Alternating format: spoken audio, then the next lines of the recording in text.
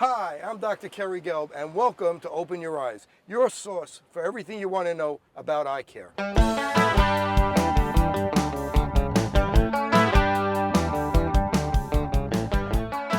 retina in the eye and the brain. I mean, first of all, this is not new news. There's a professor at Harvard who just rewrote his book called The Retina, the Approachable Part of the Brain. And really, the eye is an outcropping of the brain, and it really signals what goes on in the eye, and the retina signals what's going on in the hippocampus, which is the main part of the brain impacted by Alzheimer's disease. So what's going on in the eye actually predates what goes on in the brain by about 15 years. It's a very simple thing published by another Harvard professor, Wayne Strahlrein. It says that the eye is what's called ocular immune privilege. And the translation to that is that when the eye avoids inflammation, imagine if you bang your wrist and it swells. Imagine if you bang your eye and it swells. What happens to your vision? You can't see. So the eye has all these unique processes and mechanisms to avoid inflammation. What it really means, though, is that the eye, and the retina in particular, is a canary for the brain. So something like glaucoma, which is a very common eye disease, it's one of the leading causes of blindness, but many, many people who are diagnosed with glaucoma 10, 15 years later are diagnosed with Alzheimer's disease. Glaucoma is actually a neurodegenerative process. Alzheimer's is a neurodegenerative process. They overlap. So wouldn't you like having an early warning sign that you're heading towards Alzheimer's? A lot of people might say no, they're afraid of the disease. But if you look at even the Alzheimer's Association website, they talk about risk factors that significantly reduce your risk for developing future Alzheimer's. So I would like to know 10 or 15 years in advance so I can start taking the steps and measures to prevent that disease.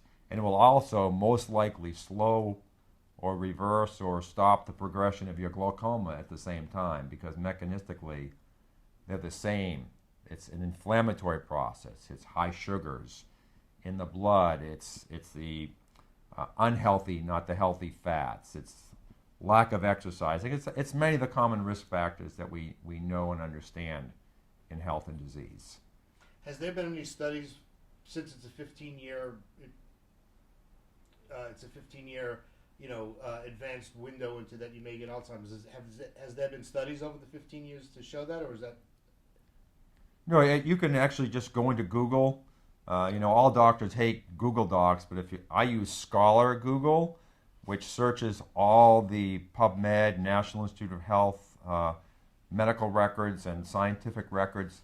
So if you look up and do a keyword search on glaucoma and Alzheimer's disease, you will find many, many articles starting around 10 years ago with one that was titled Glaucoma, Alzheimer's Disease, and Alzheimer's type disease. So it's very common. And what people don't realize, we have separated healthcare into very strict silos: cardiovascular, metabolic, neurological, things of that nature.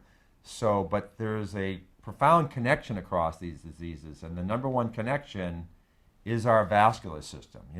Neurons don't move, but the blood supply nourishing those neurons and taking waste away from the neurons as they're going through their metabolic processes is fundamental to all these diseases. So the two most vascular organs in our body is the eye, the retina, and the brain. So I always tell my participants something very simple.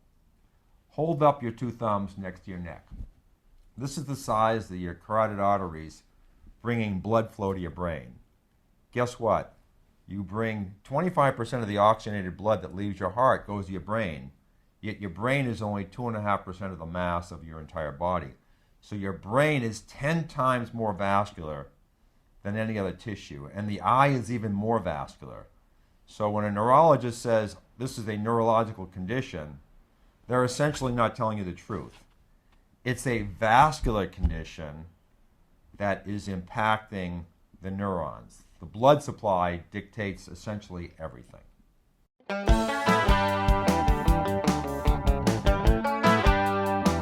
So a cataract is a very interesting formation.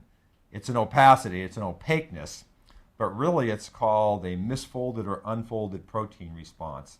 And I just recently wrote a book, it's called Uncovering Chronic Inflammation and Hidden Infections. And when you have inflammation and infection, very often we get these so-called unfolded or misfolded protein response. Well, they can be happening anywhere in your body, but your eye is transparent. So we can actually see these misfolded or unfolded protein response, and we call them cataract. But, we do eye surgeries or remove the cataracts, but why did this unfolded or misfolded protein response happen in the first place? And it's really part of our immune system responding to inflammation and infection. So it's very clear. There was a big study by the National Institute of Health in the 1990s called ARIDS, Age-Related Eye Disease Study, that showed that cataracts, an unfolded or misfolded protein response, is actually tied to high mortality compared to people that don't have cataracts. So cataract sufferers have higher mortality, and it's all cardiovascular in nature. And there are now 16, 18 studies globally, from Beijing to Australia to Rotterdam to our own country, that confirm this result. So an unfolded protein response is an immune reaction to something trying to take us down, okay? And it's part of our immune response. So in Alzheimer's, there are several cataract types, not just nuclear cataract, which is the focus of your eye doctor because it's impacting vision, but there's also a cataract called a supranuclear or cortical cataract. And in 2003, only 16 years ago, Harvard Medical School published that the cortical cataract that we're largely ignoring is the Alzheimer's cataract. So what they did is they did autopsies at Harvard Medical School on many people who died of Alzheimer's. And they took their brains and they showed that there were plaques there, because the plaque is the hallmark of Alzheimer's. And it's not the treatment target, because every treatment for the plaque has failed to improve the state. But it's a sign, it's a diagnostic for Alzheimer's. And they compared in those autopsied people the brain and the eye. And they all had cortical cataract. And they showed that the cortical cataract, the substances that make up the cortical cataract, this unfolded and misfolded protein, were exactly the same as the plaques in the brain that everybody calls the Alzheimer's plaque. So we now know that a cortical cataract portends, is a sign, and is actually the exact same immune response in the eye that our body mounts as an immune response in the brain for Alzheimer's disease. And it wasn't just the cortical cataract. They showed in the spinal fluid and the fluid in the brain and the fluid in the eye, these precursor molecules for that cortical cataract and the plaque in the brain were exactly the same. And the most important fact is they showed that when someone had fairly progressed cortical cataract, they had very progressed plaques in the brain. So they're not just seeing, oh, there's an association. They showed the stages of this were matching very, very well. So it's no longer just an association. It's really a very strong, profound relationship. So this is really important. I mean, eye doctors should be, could be, would be, and in many cases are the first line of detection for some of the most severe diseases in our society. Cardiovascular disease tied to a nuclear cataract. We're doing surgery, we're taking that cataract out, and we're throwing a biomarker in the trash. Taking the cataract out doesn't change mortality. It's what caused the cataract that's the issue. That's the front of the eye. In the back of the eye, we can see drusen, early macular disease, glaucoma. These are all signs of future neurodegeneration, whether it's Parkinson's, ALS, dementia, or particularly Alzheimer's. But the most profound thing an eye doctor can do is an eye test called OCT, optical coherence tomography. Everybody knows MRI. MRI is a very common test. Just a quick explanation of MRI. is called tomography, and what it really does is create three-dimensional images of your tissue, three-dimensional images. Okay? OCT does the exact same thing. The difference between MRI and OCT, they do the same thing. They make three-dimensional images. MRI does it anywhere in the body. OCT is specific to the eye. What's the difference? Our body is opaque, but our eye is transparent. What that means is OCT can use light that is much shorter wavelength and creates much higher resolution compared to MRI. So OCT is about 1,000 times more precise and accurate at measuring disease. So when an eye doctor measures OCT, three-dimensional imaging of the back of the eye, the retina, the retinal nerve fiber layer, they're much more accurate at measuring the early stages of neurodegeneration. At Mass General at Harvard, when someone goes in to see a neurologist and they have early cognitive impairment, mild cognitive impairment, and they run MRI, these people already have up to 17% brain atrophy. Okay? We're moving late in the diagnosis, whereas an eye doctor can see the most subtle changes in retinal volume and thickness of the actual nervous tissue and tell that you're on this path towards neurodegeneration. That's the profundity of eye doctors. And the difference between an ophthalmologist and an optometrist is important. Yes, ophthalmologists are medical doctors, but they fall under surgery. Any place you go, Harvard, Johns Hopkins, ophthalmologists fall under surgical practices, and that's their main thing. See a problem, do surgery, do laser, do eye injections. Whereas optometrists are much more positioned to do diagnosis. So I recommend you go to All Docs OD or other doctors that are really focused on what I call eye pathology. If they have an OCT, if they have a fundus camera, these are simple questions to ask of your eye doctor. Make sure they have that equipment. You're not going to Walmart. They don't have that equipment. You need to go to see a really good eye doctor that can measure your pathology. They can see the cortical cataract. They can see and understand what early macular disease means. They know how to diagnose glaucoma, and more importantly, they can do extremely accurate measurements of your retinal nerve fiber layer to detect where you are on the continuum of health. So I think it's very important to state, Wayne, that you do not catch Alzheimer's. You do not catch diabetes. You do not catch cardiovascular disease. In other words, you slowly migrate into these conditions. It's a continuum. And then at some point, we call it clinically relevant and we diagnose you with a disease, but you've been on that continuum. The eye doctor can see where you are on this continuum at the very genesis of the progression towards a disease or late stage. Obviously, we want to know where we are earlier, and the earlier on that continuum, the more likely we are to slow, stop, or reverse that condition. But in my opinion, eye doctors who know what they're doing are the best diagnosticians in the world when they apply all their skills to understanding your pathology. And they also understand causation very much. So if you're willing to listen to your eye doctor, when they give you advice to make your eye healthier, they're really giving you advice to make your whole body healthier. So I would highly recommend you listen to it because they know what they're talking about. The cortical cataract is the canary. Whether it's the first canary or not is hard to say because, see, even a cortical cataract doesn't just come out of the blue. You don't suddenly have a cortical cataract. There's a slow progression of a cortical cataract development.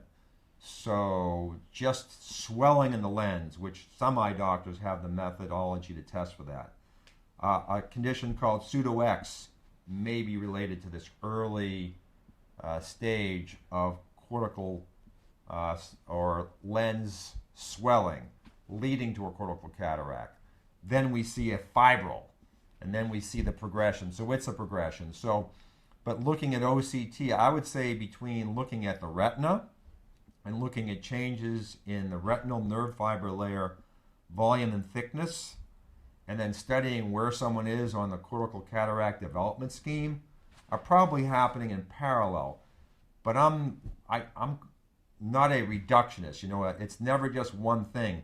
The more data we have, the better the workup, the better the understanding of the patient. So I want an eye doctor to look at cataract. I want him to look at cortical cataract. I want to look at early macular degeneration. I want to look at vascular hints in the retina. But more importantly, probably the best thing is to use the OCT to see if vascular manifestations in the eye are starting to lead to neurological manifestations, optic disc health, retinal nerve fiber layer health. So that's really telling you, is this physiology now leading, physiology is blood, okay, is it now leading to tissue changes, pathological changes? And so, you know, a cortical cataract, a nuclear cataract is a immune response.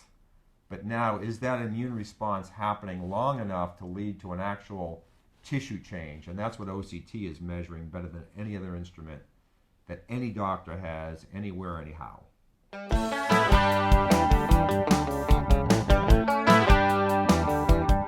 So part of the reason why I'm here with all docs is I'm presenting to the doctor group that we need to be measuring lifestyle, and we need to be measuring blood labs, and we need to be measuring eye pathology. So let's just take someone who heard me just now and says, oh my gosh, I had cataract surgery.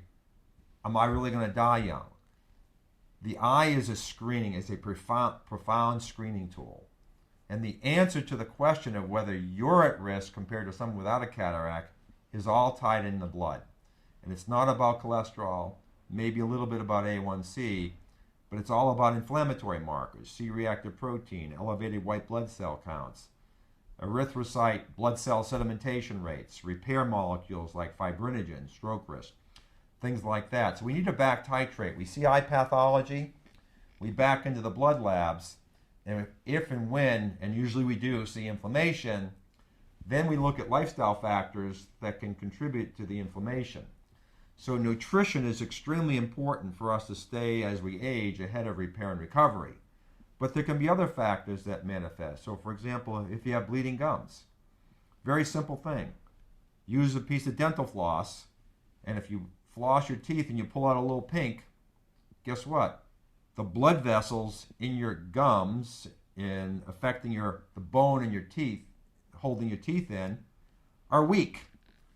If you can easily break that blood vessel with a piece of floss, that's a hemorrhage. Do you want a hemorrhage in your brain? Do you want a hemorrhage in your heart? You are in a stroke or heart attack continuum now. So we need to fix the oral environment. It'll show up in the eye sooner or later. You know, we talk about dental hygiene. Everybody knows dental hygiene. Does anybody know oral hygiene? And it does relate back to nutritional risk factors and other risk factors. So yes, nutrition plays an enormous part in causation. But sometimes we get over the brink. What is periodontal disease? It's actually an infectious disease. Okay? And I'm here to tell you there was an article in the New York Times and published in major medical journals 2 years ago that children as young as 5 or 6 in Africa who were infected by Ebola show up with cataracts. So cataract is actually a barometer for infection. Now the difference between a 6-year-old infected with Ebola and a 65-year-old developing a cataract may be the difference between acute infection from something like Ebola or chronic infection, something from like periodontal disease or chronic Lyme disease, which goes largely undiagnosed in our medical standard of care methodology. But Lyme disease is real. The CDC recently upped the number of people diagnosed with Lyme from 30,000 to 330,000. Our data, because we test on Lyme in our population, shows that about 20% of our population have an underdiagnosed or undiagnosed Lyme disease or Lyme infection. It's called Borrelia burgdorferi, the infection behind Lyme, that may be causing sleeplessness, joint pain, brain fog, eye conditions, cardiovascular disease. They're nonspecific. They cause disease in any tissue in which they infect. we've been taught by the Dental Association to really focus on oral hygiene. It's not just about going to see the dentist. It's all the things you do before and after you see your dentist to keep your oral cavity healthy. Why? Because it was well published, even Scientific American in 2002, 2003, had an 80-page special report on the connection between oral health and whole body health. Anything from cardiovascular disease to premature births if you have poor oral hygiene. Ocular hygiene, I believe, is the next new concept, because when you see eye pathologies, they are really a biomarker, a screening tool for serious chronic diseases, from Alzheimer's to cardiovascular disease to diabetes. So ocular hygiene is what I'm presenting to the conference at all docs, and we're already doing, vision care. We're working about not letting these strong backlit blue screens affect the health of our eyes. We're doing eye exercises. But ocular hygiene goes well beyond just the eye, because the eye is a biomarker for our whole body health. So the concept of ocular hygiene, how do you keep your eyes healthy? It's good nutrition. The eye is the most vascular tissue in our entire body. So guess what? If we have inflamed blood, excess glucose, prediabetes even, it's affecting our eye health. So it's nutritional things. It's high nutrient density. It's avoiding the low-fat concept. It's embracing healthy fats. It's reducing carbohydrates. But more importantly, nutrient density, nutrient density. Guess what? Our mouth and our eyes and our brain through the nervous system are all connected. So oral health is actually a big part of ocular hygiene. So really, when you find any kind of eye pathology, even if it's dry eye is an inflammatory process. Myopia, well published. It's an inflammatory process. Part of ocular hygiene is assessing yourself, or even having your eye doctor who understands these things assess you from a lifestyle and risk perspective, and helping you embrace some simple things you can do to start lowering your inflammatory burden. And guess what? When you do that, your eye health will improve. But more importantly, your overall health will improve as well. Thank you for watching Open Your Eyes. Be sure to tune in for more informative episodes.